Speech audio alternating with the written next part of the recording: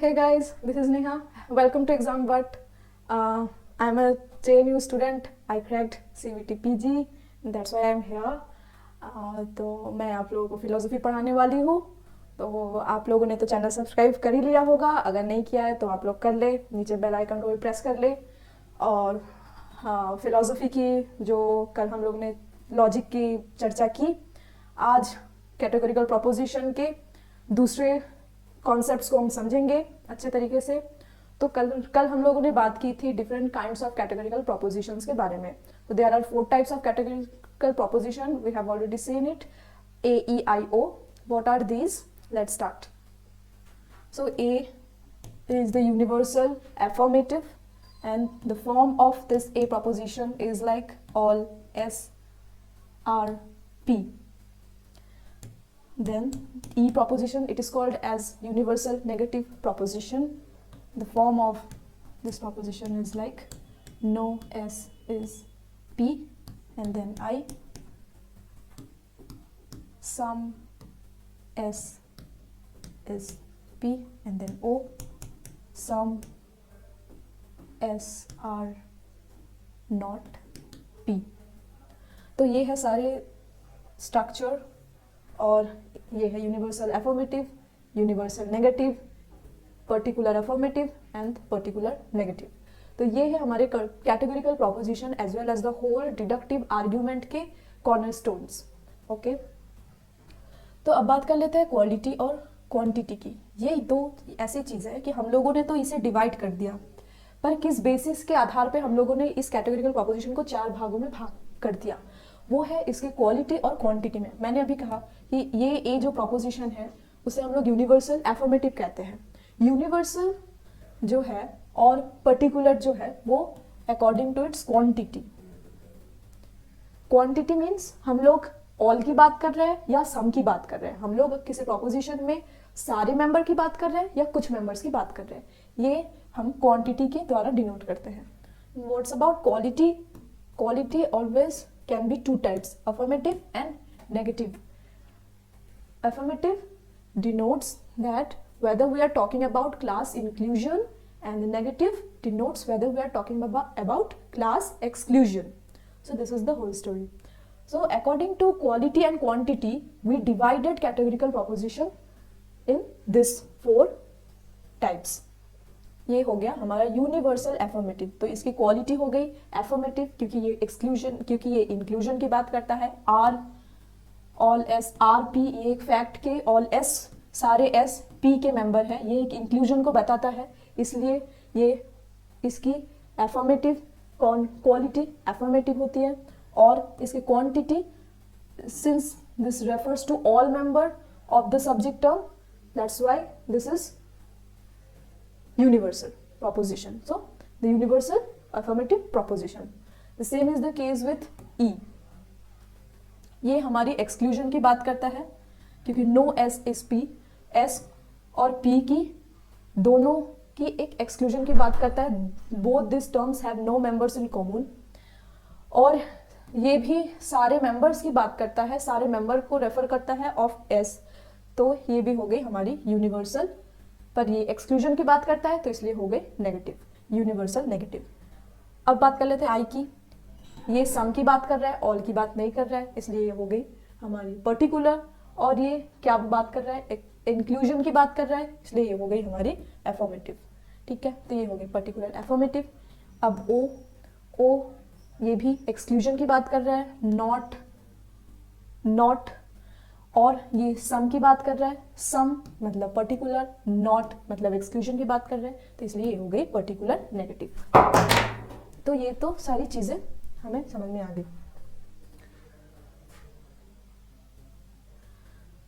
Quality और quantity के base पे हम लोग अपने कैटेगोरिकल प्रोपोजिशंस को 4 हिस्सों में बांट दिया. अब एक जो बहुत क्रूशियल पॉइंट है कैटेगोरिकल प्रोपोजिशन के कॉन्टेक्स्ट में, वो है द कॉन्सेप्ट ऑफ डिस्ट्रीब्यूशन. इससे एमसीक्यूज बहुत पूछे जाते हैं. तो क्या है distribution? Concept of distribution. A proposition distributes a term if it refers to all members of the class designated by that term. तो ध्यान में रखने वाली बात यह है कि distribution, concept of distribution or we can say a term distributes. तो MCQs के लिए हम लोगों को, मैंने कल ही कह रही थी कि कॉन्सेप्ट्स को समझना जरूरी है।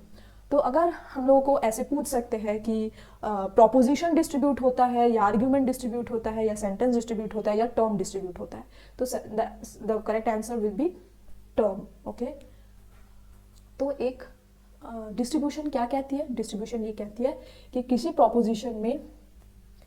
प्रोपोजिशन में एक टर्म तभी डिस्ट्रीब्यूट करती है जब when it refers to all member of the class designated by that term. अगर मैं कहूँ ऑल SRP, तो इसमें डिस्ट्रीब्यूटेड कौन है? ये ईदर S और P, क्योंकि ये जो प्रोपोजिशन में है वही इन प्रोपोजिशन में सब्जेक्ट और प्रेडिकेट ये दोनों ही टर्म्स है। ठीक है, तो either the subject term will be distributed और the predicate term will be distributed. ना तो पूरी प्रोपोजिशन की यहाँ बात कर रही है डिस्ट्रीब्यूशन के कॉन्सेप्ट में, ना कि पूरी आर्ग्यूमेंट की बात करें। तो ये छोटी छोटी चीजें हमें ख्याल रखनी है। तो हम कब कहेंगे कि एक प्रोपोजिशन में एक टर्म डिस्ट्रीब्यूट है? ये एक प्रोपोजिशन हो गई। हम कब कहेंगे कि एक प्रोपोजिशन में एक टर्म डिस्ट्रीब्यूटेड है या नहीं? इसे समझने की क्राइटेरिया क्या हो गई? ये साफ तरीके से कह रहा है कि if it refers to all members of the class designated by that term. मतलब क्राइटेरिया ये है कि अगर वो टर्म जो क्लास को डिनोट करती है वो क्लास के सभी मेंबर के बारे में हम बात कर रहे हो, तो वो टर्म डिस्ट्रीब्यूट हो गई। ये सब्जेक्ट टर्म जो है ये डिस्ट्रीब्यूट है या नहीं, इसे देखने के लिए हमें क्या देखना पड़ेगा कि ये जो S है वो जो क्लास को डिनोट कर रही है उस क्लास के सभी मेंबर को हम रेफर कर रहे हैं या नहीं कर रहे हैं। The quantifier of this proposition, quantifier, let me clear this point. Quantifier means all or some. The very word quantity make us understand that it talks about the quantity of a proposition, that whether it talks about all or some. It claims about universal or particular. So this is the case. So the quantifier itself shows us that the subject term is distributed because the subject term here refer those class about which we are claiming a universal claim, about which we are asserting a universal claim. Okay, so this is why the subject term here in this proposition is considered as distributed. But what about predicate term? How can we understand that whether the predicate term is distributed or not? Predicate subject, किसी भी proposition के subject term distributed है या नहीं ये identify करना simple है। सिर्फ क्वांटिफायर को देखना है कि वो ऑल है या सम है। अगर ऑल है तो वो हो गया डिस्ट्रीब्यूटेड और अगर सम है तो वो हो गया अनडिस्ट्रीब्यूटेड। तो इस तरह से सब्जेक्ट टर्म को आइडेंटिफाई करना ईजी है। और इसके पीछे का कॉन्सेप्ट भी हमें भूलना नहीं है कि एक टर्म तभी डिस्ट्रीब्यूट होता है जब वो जो क्लास को डिनोट करता है वो क्लास के सभी मेंबर के बारे में हम लोग जब बात कर रहे हैं तब वो हो जाएगा डिस्ट्रीब्यूटेड। अब प्रेडिकेट टर्म डिस्ट्रीब्यूटेड है नहीं, इसे कैसे पहचाने? तो ये जो प्रोपोजिशन है ऑल SRP, इसे अगर हम लोग उल्टा लिख दे all PRS, then what will be happen? All PRS, ये पूरी उल्टी बात हो गई। अगर मैं एग्जांपल देके कहूँ कि all bananas are fruits, all bananas are, let's say this refers to banana and this refers to fruits. अगर हम लोग ऐसे उल्टा कर दे तो ये हो जाएगा all fruits are bananas, all bananas are fruits. If I the vice versa of this proposition will be all fruits are bananas. तो हम लोग क्लेम को उल्टी कर देते हैं। अगर हम लोग ऐसा करें तो क्या होगा? ये जो आपकी क्लेम है ये पूरी मीनिंगलेस हो जाती है, क्योंकि हम लोग जो क्लेम कर रहे थे उसकी पूरी उल्टी बात आके रुक जाती है। तो इससे क्या निकल के आता है कि हम लोग यहाँ पे ऑल बनानास की बात कर रहे हैं ना कि ऑल फ्रूट्स की। हम लोग यहाँ ऑल S की बात कर रहे हैं ना कि ऑल P की। ठीक है, तो इसलिए ये डिस्ट्रीब्यूटेड नहीं है क्योंकि ये ऑल की बात नहीं कर रहे हैं। यहाँ हम लोग सिर्फ बात कर रहे हैं सब्जेक्ट टर्म की यूनिवर्सलिटी के ऊपर, ना कि प्रेडिकेट टर्म की यूनिवर्सलिटी के ऊपर। ठीक है, तो धीरे धीरे ये चीजें भी क्लियर हो जाएंगी।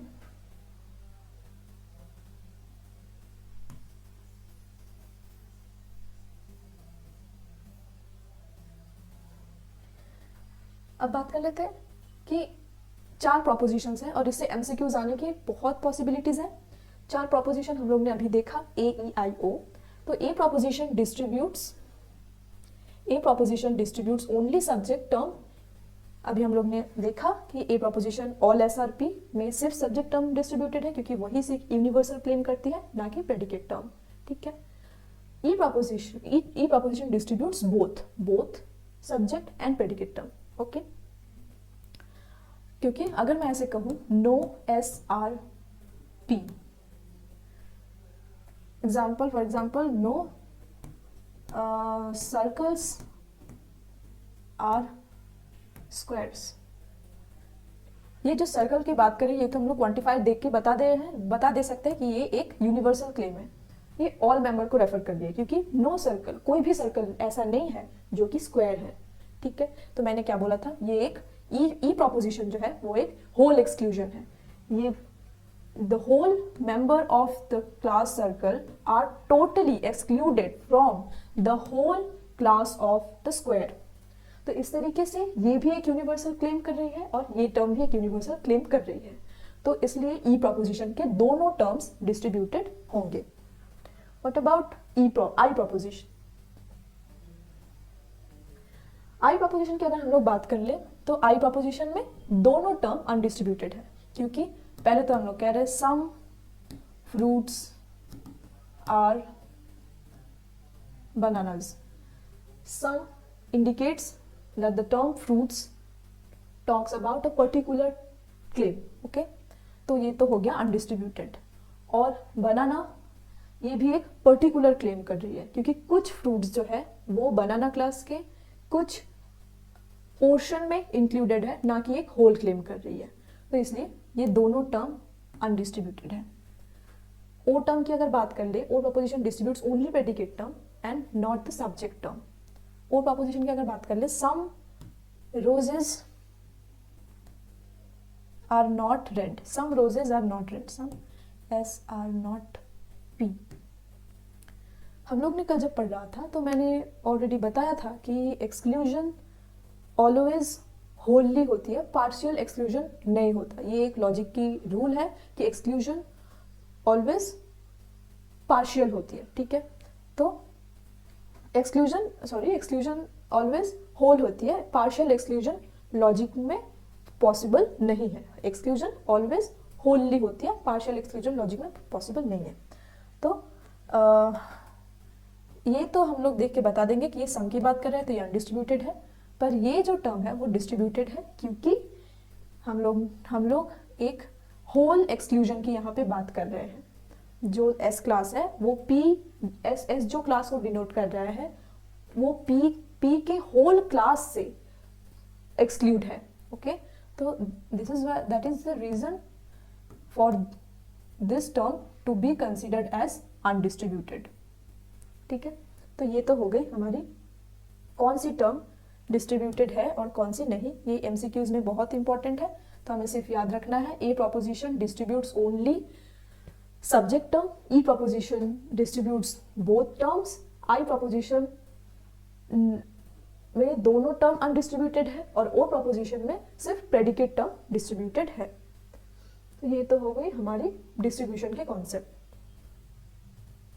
अब बात कर लेते हैं स्क्वायर ऑफ ऑपोजिशन की। ये एक वास्ट टॉपिक है और यहाँ से बहुत सारी छोटी छोटी एमसीक्यूज आ सकती है, तो हम लोग शुरुआत से शुरू करते हैं।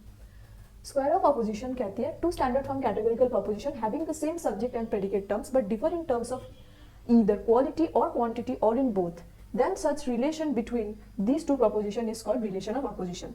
अगर दो कैटेगोरिकल प्रोपोजिशन में ऐसी विरोधिता की संपर्क हो, जो रिलेशन है, ये जो स्क्वायर ऑफ ऑपोजिशन है वो एक दो कैटेगोरिकल प्रोपोजिशन के रिलेशन को बताता है। ऑपोजिशन रिलेशन को बताता है, कब दो टर्म एक दूसरे के साथ ऑपोजिट हो सकती है, कब एक दूसरे के साथ ऑपोजिट ट्रूथ वैल्यू में आ सकती है, वो बताता है। Two standard from categorical proposition जिसकी सब्जेक्ट और प्रेडिकेट टर्म सेम हो। अगर मैं कहूं ऑल एस आर पी और नो एस आर P। तो ये हो गई हमारी दो स्टैंडर्ड फॉर्म कैटेगरिकल प्रोपोजिशन, ये हो गई A और ये हो गई E।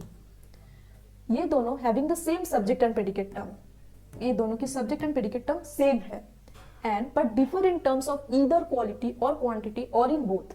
ये जो दो प्रोपोजिशन है उनकी डिफरेंस, उनकी जो सिमिलैरिटी है वो होगी ये कि उनकी सब्जेक्ट टर्म और प्रेडिकेट टर्म एक ही रहेंगी, पर उनकी डिफरेंस होंगी सिर्फ ईदर हो सकती है क्वालिटी में और क्वांटिटी में, और दोनों में हो सकती है। तो इस केस में जो डिफरेंस है वो है क्वालिटी की, ये है अफर्मेटिव और ये है नेगेटिव, ठीक है। तो any such relation between this two proposition is called relation of opposition. ये दो प्रोपोजिशन की जो रिलेशन है उसे हम लोग ऑपोजिशन के रिलेशन कहते हैं, ठीक है। तो there are kinds of relations of opposition: contrary, subcontrary, contradictory, subalternation. Contrary A और ई, कॉन्ट्रेरी जो ऑपोजिशन की रिलेशन है वो ए और ई के बीच में आती है, जस्ट लाइक दिस। सब कॉन्ट्रेरी आई और ओ के बीच में आती है, कॉन्ट्राडिक्टरी ए और ओ एंड ई और आई के बीच में आती है, और सब ऑल्टरनेशन ए और आई एंड ई और ओ के बीच में आती है। इसे हम लोग इस डायग्राम के साथ समझ सकते हैं, इसे कहते हैं स्क्वायर ऑफ ऑपोजिशन।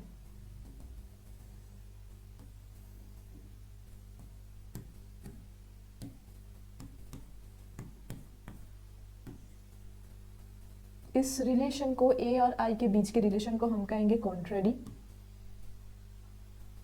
ये रट लेना है, इसमें से बहुत एमसीक्यूज आते हैं। इसे कहेंगे सब ऑल्टरनेशन।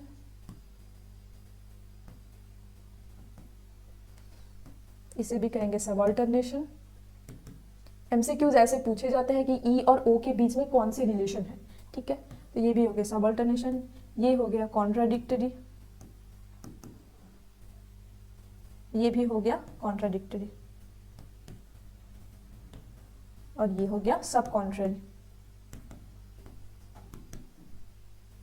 ये डायग्राम को बहुत अच्छे से माइंडसेट में बैठा लेना पड़ेगा, क्योंकि यहाँ से बहुत सारे छोटे छोटे एमसीक्यूज पूछे जा सकते हैं एमसीक्यूज में, और इसका जो बेसिक कॉन्सेप्ट्स है उसके बारे में हम लोग कल डिस्कस करेंगे कि ये रिलेशंस कैसी होती है।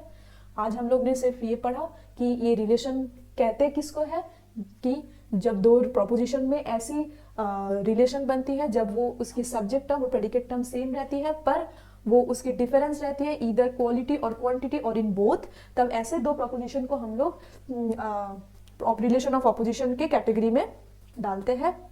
इसके अलावा हम लोग ने डिस्ट्रीब्यूशन को समझा कि डिस्ट्रीब्यूशन वो होती है, एक प्रोपोजिशन में एक टर्म डिस्ट्रीब्यूटेड होता है, ना कि प्रोपोजिशन। और एक टर्म तभी डिस्ट्रीब्यूट होता है जब वो टर्म जो क्लास को डिनोट कर रही है वो क्लास की सभी मेंबर को रेफर किया जाए उस प्रोपोजिशन के द्वारा।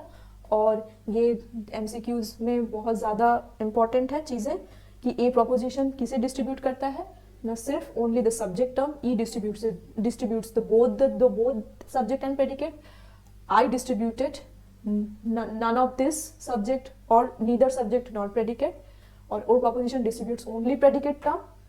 और हम लोगों ने ये भी देखा कि क्वालिटी और क्वांटिटी के बेसिस में हम लोग प्रोपोजिशन को 4 हिस्सों में बांट देते हैं, ए ई आई ओ।